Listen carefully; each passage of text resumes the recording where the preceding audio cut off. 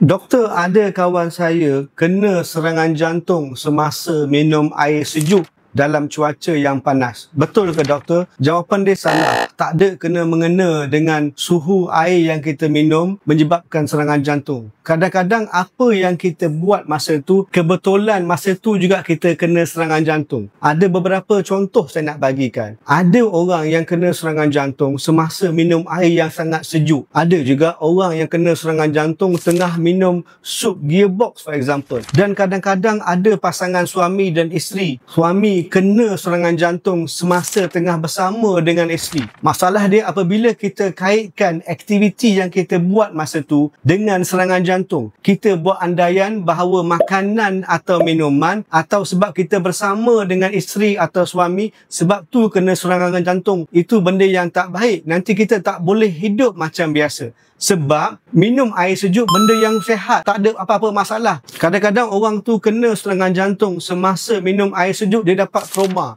sebab dia kaitkan air sejuk dengan serangan jantung. Kadang-kadang lepas serangan jantung dia tengok air sejuk pun dia takut sebab dia rasa hari itu dia kena serangan jantung sebab minum air sejuk. Itu tanggungjawab doktor untuk leraikan hubungan antara aktiviti yang kita buat dengan serangan jantung. Kecuali kalau kau tengah hisap rokok atau vape, memang kau kena berhentilah. Air sejuk tak ada masalah.